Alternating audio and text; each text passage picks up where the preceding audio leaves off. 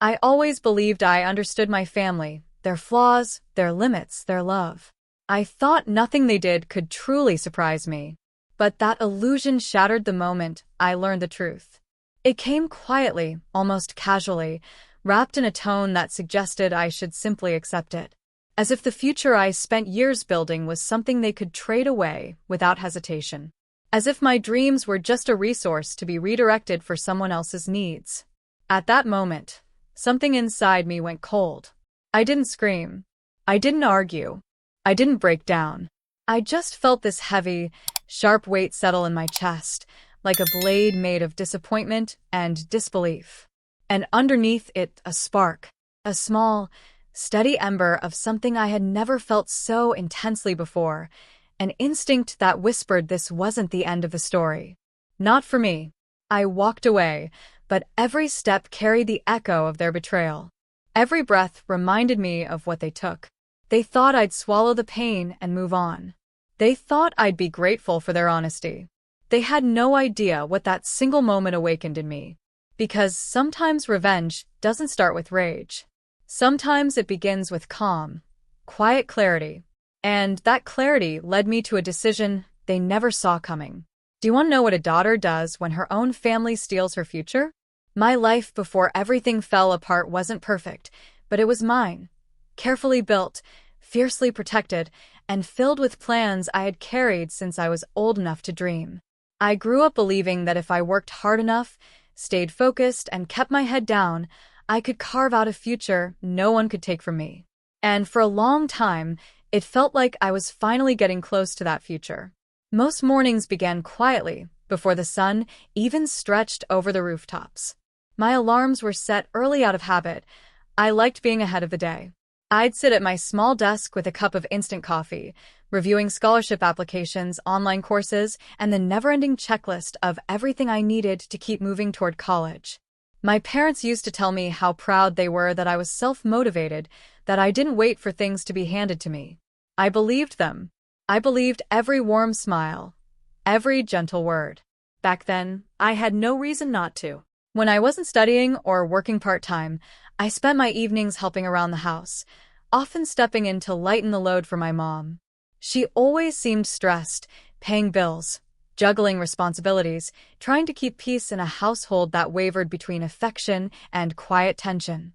My older sister, on the other hand, floated in and out with an ease that sometimes made me jealous. She was the emotional one, the one who needed reassurance, the one who somehow always ended up at the center of everyone's attention. Still, I loved her. Or, at least, I loved the version of her I grew up with, the girl who braided my hair when I was little, who taught me how to sneak snacks past my parents, who made me feel like I wasn't alone in navigating the chaos of our childhood. Even as adults, I never imagined she'd be the axis around which everything would eventually crumble. Looking back, there were signs. Strange conversations that stopped when I entered the room. My mom and sister shared long, heavy looks I couldn't decode. Budget discussions that ended with my dad saying, "We'll figure something out." But I dismissed all of it. I assumed they were handling something personal, something unrelated to me. People keep secrets. It didn't seem sinister at the time. I kept my focus on my future because it was the one thing that felt certain. The college fund my parents had talked about for years was supposed to be a symbol of that certainty. They told me from the moment I was old enough to understand the money that they were saving for me. Every birthday check from relatives, every small bonus from my dad's job, every scrap they could manage to put away, they said it all went toward my education. I didn't question it. Why would I? So I worked hard. I imagined myself stepping onto a campus, finally feeling like all the late nights and sacrifices were worth it. It wasn't just about a degree, it was about breaking a cycle, escaping limitations, proving to myself and everyone else that I could build something better. But beneath that hope, there was always this faint, nagging feeling, like the ground beneath me wasn't as stable as I wanted to believe. I brushed it off. I couldn't afford doubt. Not when I had so much riding on the future I was fighting for. Meanwhile, my sister was dealing with her own struggles. Her marriage was shaky, her emotions unpredictable, and her longing for a child seemed to consume every part of her life. I would hear her crying sometimes, muffled through the thin walls, or see mascara smudged under her eyes after another appointment that didn't go the way she hoped. I felt for her. Truly. Infertility wasn't something I could imagine facing, but I understood enough to know it was breaking her. And despite how different we were, I never wanted her to suffer. But I also never imagined what desperation and favoritism could drive people to do. There were moments when I caught my parents whispering to her in the living room late at night. Moments when my mom's voice cracked with worry. Moments when my dad avoided eye contact with me for reasons I couldn't name. It all felt like background noise back then, like static in a life that seemed mostly ordinary. Now I understand those moments for what they truly were, the quiet tremors before the earthquake.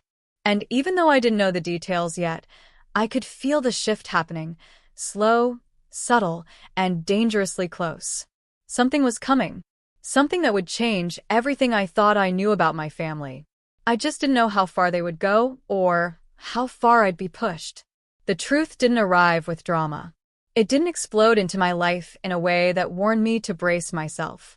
It came quietly, passed to me in a moment so ordinary I almost didn't register it. But sometimes the quietest moments are the ones that break you the most. It happened on a Saturday morning, the kind of morning when the house felt unusually still.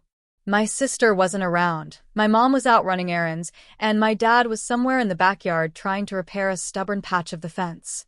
I had been gathering my documents for a college advisor I planned to meet the following week, my transcripts, letters, and a printed overview of the financial plan I believed we had in place.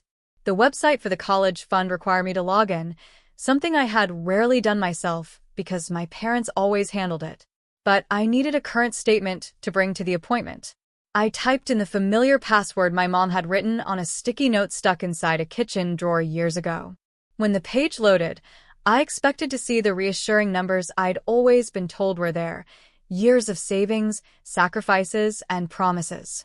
Instead, I stared at a balance so low it didn't make sense. A number that didn't belong to me.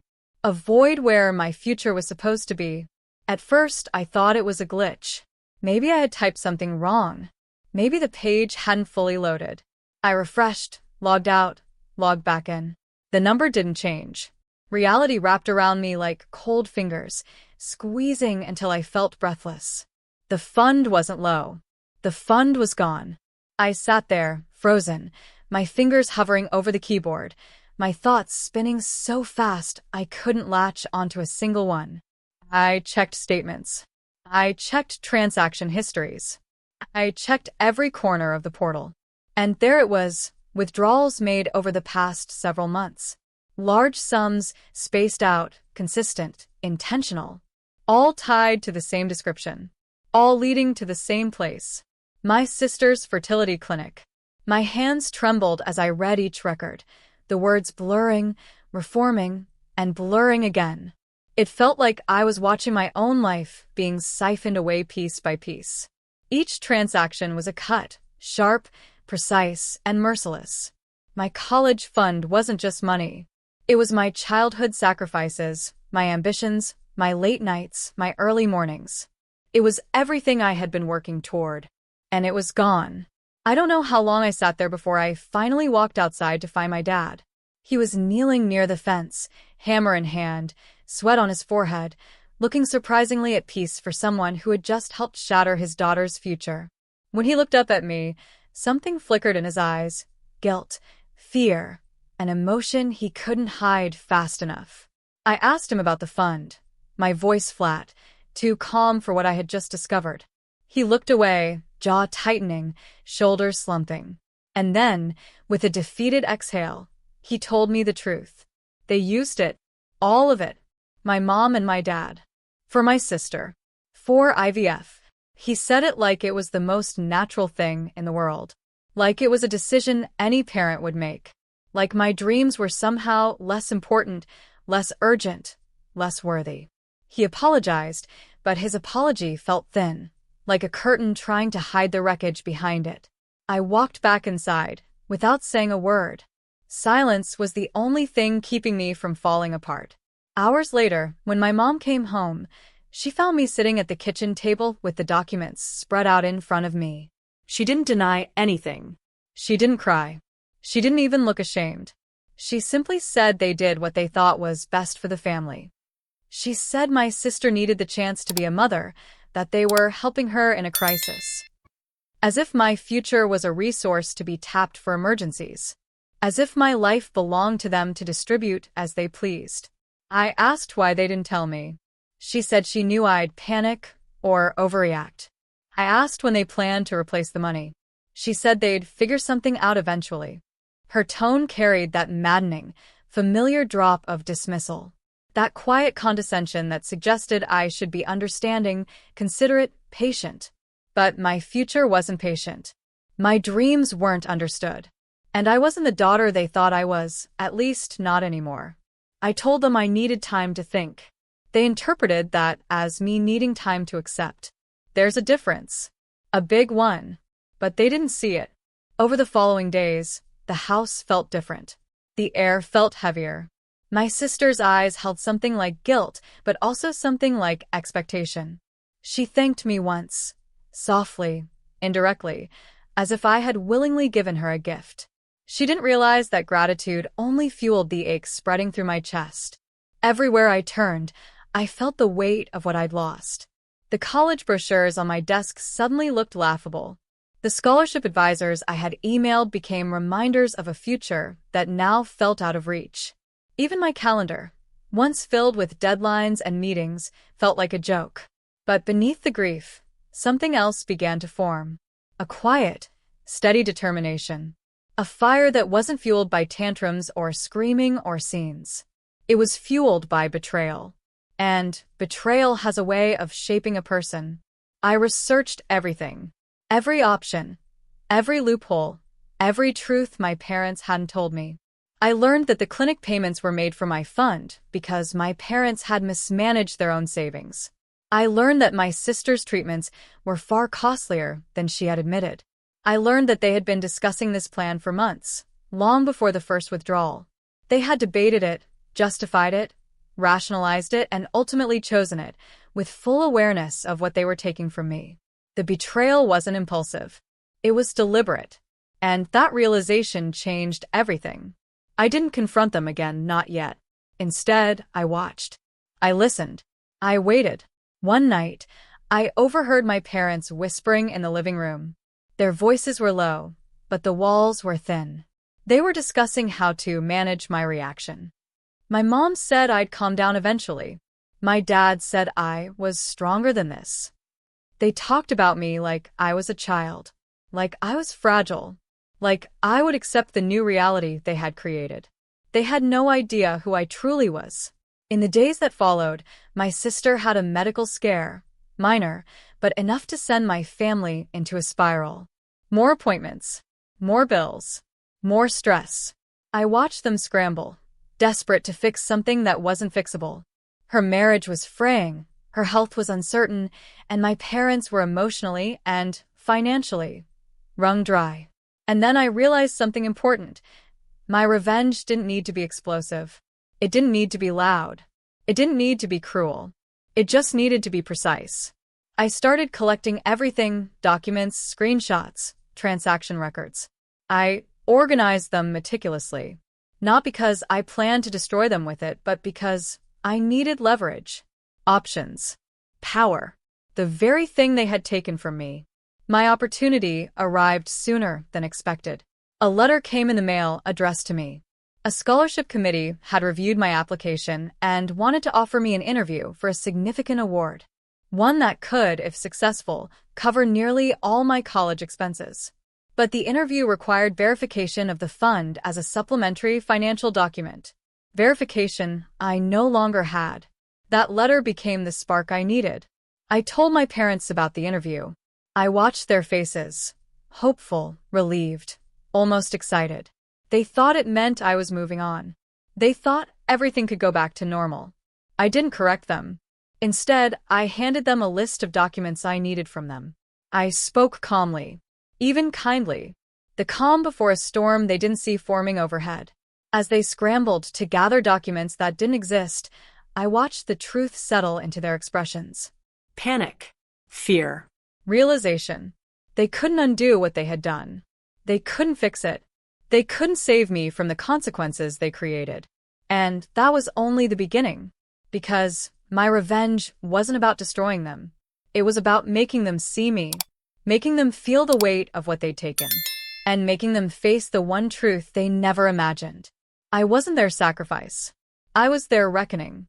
And what I did next would change everything they thought they knew about their obedient, hopeful, forgiving daughter.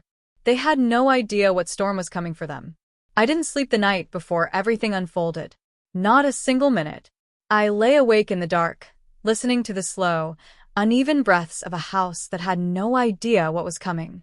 In that silence, I felt everything: anger that pulsed like a heartbeat, grief that tasted metallic, and a clarity so sharp it bordered on frightening. My revenge wasn't about hurting them. It was about truth, about consequences, about reclaiming the future they tried to erase. The scholarship interview was scheduled for the next morning. A day that should have been filled with nerves and excitement now carried a different purpose. This wasn't an interview anymore. It was my moment, my turning point, my uprising. Before leaving, I placed the neatly organized folder of documents on the kitchen counter, the same documents my parents had spent days trying to avoid discussing. The withdrawals, the dates, the amounts, the clinic invoices. I knew they'd look at them eventually.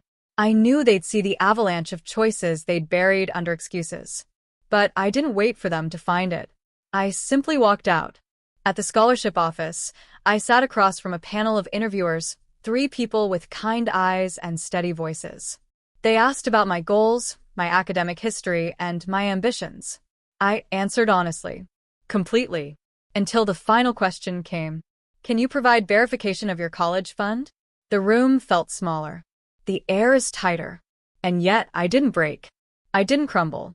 I didn't apologize for something I didn't do. Instead, I told the truth. Not with tears. Not with bitterness. But with calm, precise clarity. I told them the fund I had been promised no longer existed. I explained that the money had been used for medical treatments, without my consent. I watched their expressions soften, then harden, then shift into something like outrage. Not at me, at what had been done to me. They asked if I had documentation. I handed over the folder. For several moments, the only sound in the room was the turning of pages. When they finally spoke, their tone carried something I hadn't expected: admiration. No pity, admiration. They thanked me for my honesty, for my resilience, for my determination to pursue education despite being stripped of the support I had earned. I walked out of the building with a weight lifted off my shoulders, even though nothing was certain. I didn't know if the scholarship would be awarded. I didn't know what would happen next. But I knew one thing. I wasn't powerless anymore. When I returned home, my parents were waiting. The folder lay open on the table, its contents scattered like debris from an explosion. My mom's face was pale, her eyes rimmed with red. My dad looked older than I'd ever seen him, slumped in his chair as if the truth had physically knocked the breath out of him. My sister stood behind them, her expression torn between fear and shame. They all turned to me at once. My mom was the first to speak, her voice rigid and trembling. She asked if I had meant to leave those documents out, as if it were some careless accident. I told her yes. I had meant it. Every page, every detail, every truth they had hoped to bury. My dad tried to say they were going to fix it eventually, that they never wanted to hurt me, that they made the best decision they could at the time. Each excuse landed like a stone hitting water, small ripples, no depth. Then my sister stepped forward, crying, saying she didn't know it would cost me everything. She said she thought they would replace it before I needed it. She said she was sorry, truly sorry, and for a moment a small, fragile part of me believed her. But sorrow doesn't undo betrayal. I told them about the scholarship interview. I told them the committee had seen everything: the transactions, the withdrawals, the timeline. And for the first time, I saw panic in my parents' eyes. Real panic. The kind that comes from realizing their lies had followed me to a place they couldn't control. It wasn't embarrassing. It wasn't anger. It was fear. They asked if I'd told the committee their names. I didn't answer immediately. I let the silence linger, heavy and controlled.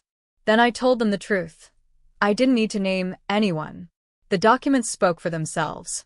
My mom's face crumpled. My dad's breath hitched. My sister sank into a chair as if her knees couldn't hold her.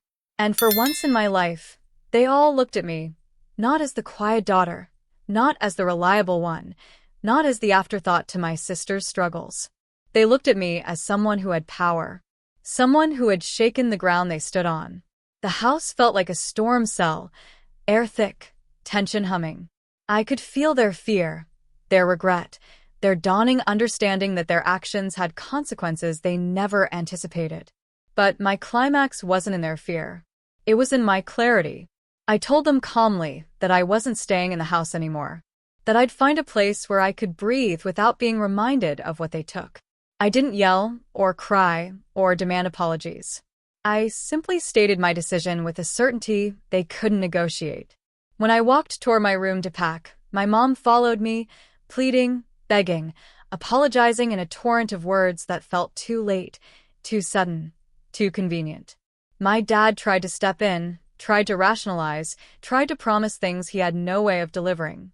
My sister sobbed as if losing me was the final unraveling of her already fragile world. I let them speak, but their words didn't move me, because they weren't speaking out of love. They were speaking out of fear, fear of what would happen now that their secret was exposed. I gathered my things, feeling the weight of every step. Not sadness, not rage, freedom. As I reached the front door, my mom grabbed my arm, her voice breaking as she asked, "What are you going to do now?" I looked at her, really looked at her, and for the first time, I saw her not as the mother who raised me, but as the woman who chose someone else's future over mine. My answer was simple, cold, honest, whatever it takes. And when the door closed behind me, it felt like the universe held its breath, as if even it knew that nothing in my life, or theirs, would ever be the same again. Leaving my home that day felt like stepping into a world I didn't fully recognize, but for the first time, it was a world that belonged to me. There was no script to follow, no expectations to meet. Just the quiet, steady hum of independence. And yet, beneath that freedom lay the aftershocks of everything I'd set in motion. Revenge doesn't explode and disappear, it echoes. I found a small room to rent a few towns over. It wasn't much, just 4 walls and a bed that creaked every time I sat down, but it was mine. I spent the first few nights lying awake, replaying everything, the documents, their faces, the door closing behind me. Not out of regret, but out of disbelief. It's strange how quickly life can split in two, the before and the after, like you're suddenly standing in the space where both versions of you exist at once. A week later, the scholarship committee contacted me. They had reviewed everything, my file, my honesty, my circumstances. Not only did they award me the scholarship, they gave me more.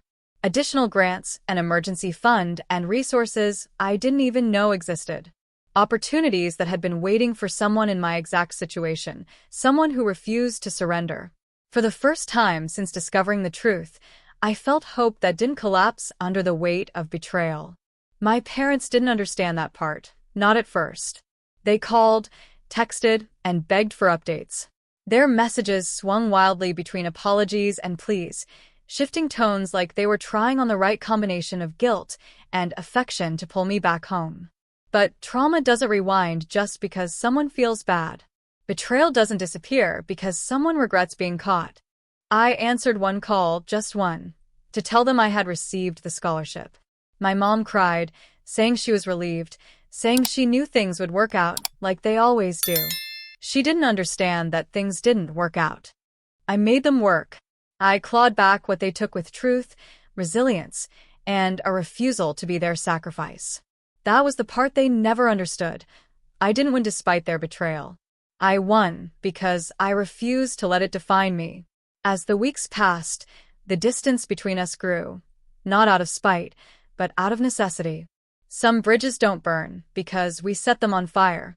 They burn because the people on the other side keep striking matches. My sister reached out too. And to her credit, her words felt different. Quieter. More honest. She told me she wished she had spoken up, had asked my parents to stop, and had refused the money once she realized where it came from. Maybe she meant it. Maybe she didn't. But forgiveness isn't a gift you hand out like candy. It's a process. And I wasn't ready. Still, something surprising happened. The more distance I gained, the clearer everything became. My revenge wasn't the moment they saw the documents. It wasn't the fear in their eyes. It wasn't me walking out. My revenge was choosing myself. It was taking the future they tried to erase and rebuilding it without them steering the wheel. It was thriving despite their choices. Despite the betrayal. Despite the holes they left in places I thought were solid. Once classes began, I threw myself into my studies with a hunger I hadn't felt before. Not to prove them wrong, though that was a quiet bonus, but to prove myself right.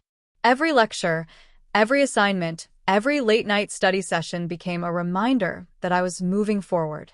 That I survived something meant to break me. That I was writing a story that didn't revolve around the damage others had done. Eventually, the calls from my parents slowed. Then stopped. They didn't know how to reach me anymore. Not emotionally. Not morally. Not in the ways that mattered. Sometimes losing access to someone is the loudest consequence of all. But I didn't hate them. Strange as it sounds, I didn't want them to suffer. What I wanted was for them to understand. To feel the weight of their decisions. To recognize the daughter they underestimated. Revenge doesn't always look like destruction. Sometimes it looks like evolution, quiet, powerful, undeniable. Months passed.